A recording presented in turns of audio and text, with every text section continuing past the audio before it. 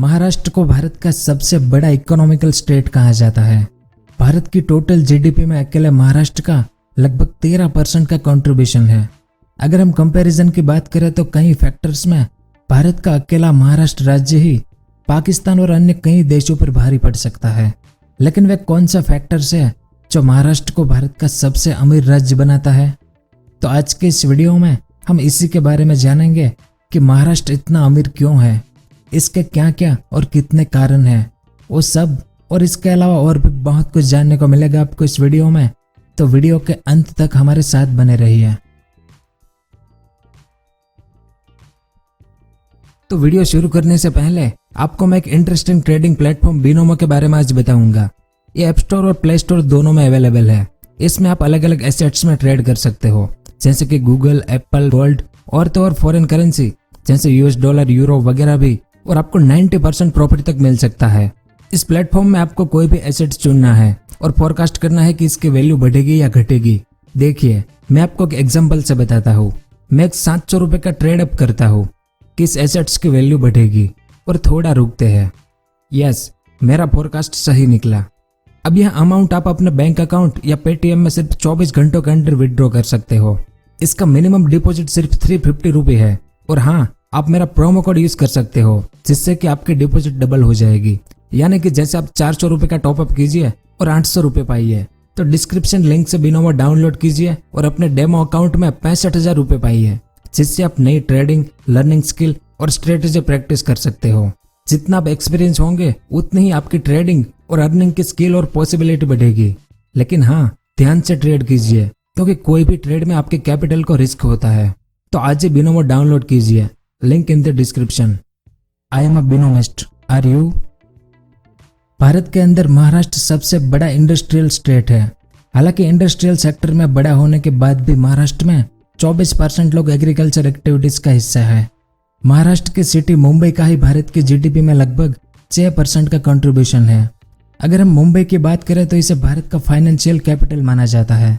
मुंबई के अंदर कई फाइनेंशियल इंस्टीट्यूट जैसे SBI, reserve bank of India और म्यूचुअल फंड के ऑफिस है। यहाँ बड़ी बड़ी कंपनियां जैसे गोदरेज, टाटा और रिलायंस मौजूद है।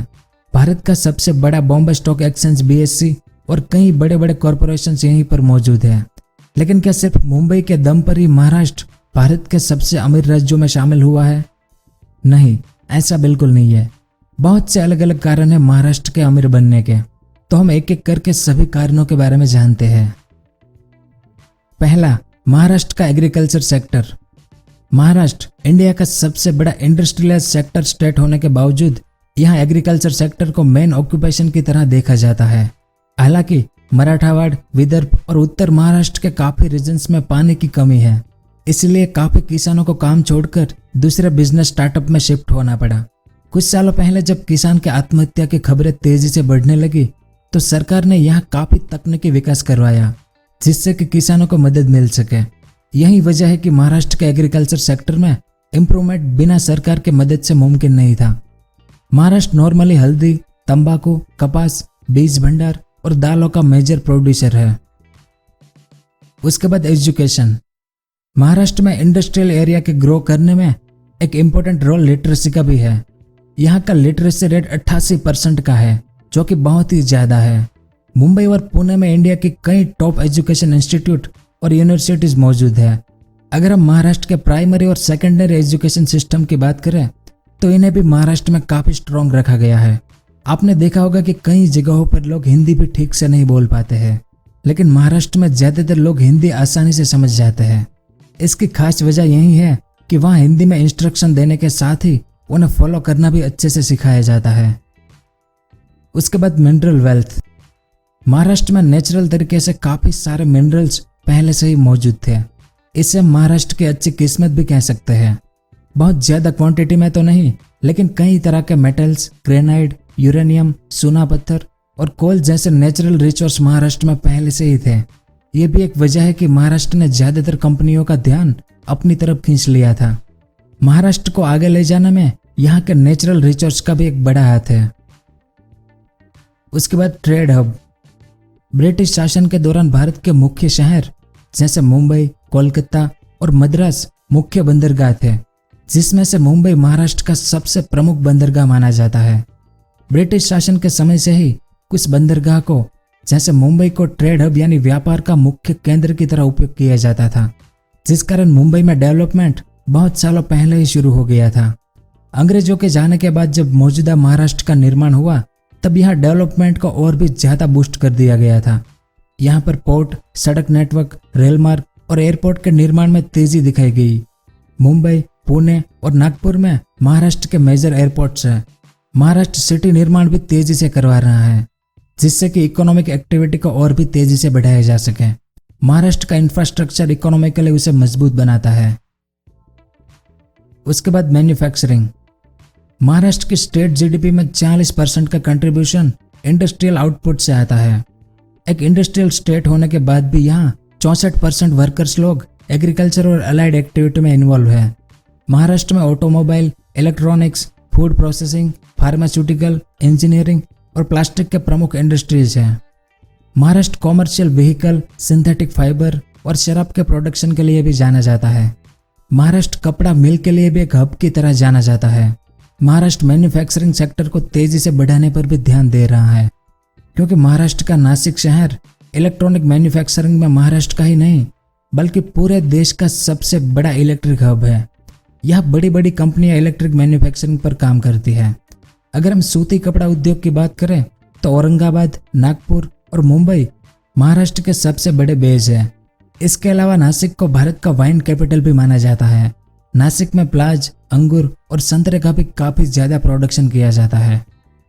कुल मिलाकर कहा जाए तो महाराष्ट्र को स्ट्रांग बनाने में यहाँ के मैन्युफैक्चरिंग सेक्टर्स का बहुत बड़ा हाथ है। महाराष्ट्र भारत का दूसरे सबसे ज्यादा आबादी वाला राज्य है और ज्यादा लिटरेसी वाले एक बड़ी लेबर फोर्स होने की वजह से यहाँ के मैन्युफैक्चरिंग सेक्टर्स को भी काफी फायदा पहुंचता है। इस कारण महाराष्ट्र में इंडिया की सबसे बड़ी बड़ी मैन्युफैक्चरिंग कंपनियां भी स्थित हैं। उसके बाद सर्विस सेक्टर। यहाँ की पूंजी बाजार, Bombay stock exchange, commodities exchange, national stock exchange of India और यहाँ तक कि कई बड़ी बड़ी वित्तीय संस्थानों के ऑफिस यहाँ मौजूद हैं। महाराष्ट्र का सर्विस सेक्टर काफी मजबूत होने के कारण बाहरी और आंतरिक निवेशकों को स्टेट में निवेश करने के लिए मजबूर कर देता है। एजुकेशन पर तो हम बात कर ही चुके हैं, तो अगर आईटी सेक्टर के बारे में बात करेंगे तो उसमें भी महाराष्ट्र काफी आगे है। पुणे शहर देश का दूसरा सबसे बड़ा आईटी कैपिटल है, जो देश का 28% आईटी एक्सपोर्ट करता है। मुंबई फाइनेंशियल सेक्टर्स की तरफ काफी तेजी से बढ़ा और सिर्फ उसी के दम पर उसने इतना ज्यादा ग्रो कर लिया है। इसी कारण तो देश का 30% से भी ज्यादा टैक्स अकेले महाराष्ट्र से आता है और मुंबई इसका सबसे बड़ा कारण है। सबसे ज्यादा टैक्स पेयर मुंबई में ही पाए जाते हैं। उसके बाद टूरिज्म। बाकी सभी फैक्टर्स के साथ ही थोड़ी चर्चा हम टूरिज्म के ऊपर भी कर लेते हैं। महाराष्ट्र में ऐसी कई टूरिज्म प्लेसेस हैं जो कि टूरिस्ट का ध्यान अपनी तरफ खींचने में आसानी से कामयाब हो जाती है। यहाँ मराठा साम्राज्य से जुड़ी कई निशानियां, गुफाएं, बड़े बड़े किले और प्राचीन चीजें देखने को मिलती है। यहाँ के प्राचीन मंदिर जैसे शिरडी, ज्योतिर्लिंग, शक्तिपीठ, अजंता और इलोरा की गुफाएं, महाबलेश्वर और लोनावाला जैसे ठंडे प्रदेश आसानी से टूरिस्ट को आकर्षित करते हैं। उसके बाद क्रिएटिव फैक्टर्स। जब भी भारत में कोई हीरो बनने का सपना देखता है तो अपना पहला कदम मुंबई में ही रखने का विचार करता है। बॉलीवुड हमारे देश की सबसे बड़ी फिल्म इंडस्ट्री है। अगर हम महाराष्ट्र की बात करें तो क्रिएटिव इंडस्ट्री को लेकर महाराष्ट्र सबसे ज्यादा मशहूर है। लेकिन सिर्फ फिल्म ही नहीं, संगीत, fashion designing, radio and television, writing, gaming के साथ ही कई तरह के क्रिएटिव कार्यों के लिए महाराष्ट्र लोगों की सबसे पहली पसंद है। उसके बाद महाराष्ट्र रीजन्स इकोनॉमी। नासिक को pharma, agriculture, automobile, electric industry में आगे रखा गया है। अगर हम नागपुर की बात करें तो नागपुर को टेक्सटाइल, आईटी, मैन्युफैक्चरिंग और एविएशन में काफी आगे रखा गया है। मुंबई को इंडिया का फाइनेंशियल कैपिटल कहा जाता है, जिसके पीछे कई वजह है। अगर आप जानना चाहते हैं कि मुंबई इंडिया का फाइनेंशियल कैपिटल क्यों है तो इस पर भी हमने पूरा वीडियो बनाया है, जिसका लिंक आपको डिस्क्रिप्शन में मिल जाएगा। जब हम पुणे की बात करते हैं तो पुणे को आईटी और एजुकेशन सेक्टर्स में काफी आगे रखा गया है। पुणे को भारत का दूसरा सबसे बड़ा आईटी हब भी कहा जाता है। उसके बाद महाराष्ट्र की राजनीति। किसी भी देश और राज्य में विकास करने के लिए लोगों का एजुकेटेड होना बहुत ज़रूरी है और इसीलिए हमने एजुकेशन का एक अलग ही पॉइंट रखा है। अगर हम महाराष्ट्र के बीते कल में देखें तो महाराष्ट्र को काफ़ी अच्छे लीडर्स मिले। एजुकेशन के अलावा यहाँ की पॉलिटिक्स भी कहीं ना कहीं महाराष्ट्र की इकोनॉमी को बढ़ाने में बड़ा स्थान रखती है। गवर्नमेंट ने एग्रीकल्चर सेक्टर में काफ़ी इम्प्रूवमेंट किया, साथ ही सिटी के विकास में भी तेज़ी से काम किया, जिससे कि इकोनॉमिक एक्टिविटी को बढ़ावा मिल सके। महाराष्ट्र सरकार रोजगार पर भी तेज़ी से काम करते हुए नजर आई है। अभी महाराष्ट्र में अनएम्प्लॉयमेंट रेट सिर्फ 4.4% ही है। महाराष्ट्र सरकार की सबसे खास बात यही है कि उन्होंने एजुकेशन को बहुत ही ज़्यादा प्रायोरिटी दी है। यह भी एक वजह है कि यहाँ का लिटरेसी रेट काफ़ी ज़्यादा है। तो हमने महाराष्ट्र की इकोनॉमी को लेकर ज़्यादा पॉइंट्स क्लियर कर दिए हैं, लेकिन अगर फिर भी कोई पॉइंट रह गया हो तो आप नीचे कमेंट करके ज़रूर बताएं। उम्मीद है कि आपको कुछ जानने को मिला होगा। अगर वीडियो पसंद आया हो तो लाइक और शेयर ज़रूर करें। पूरा वीडियो देखने के लिए आपका बहुत बहुत धन्यवाद।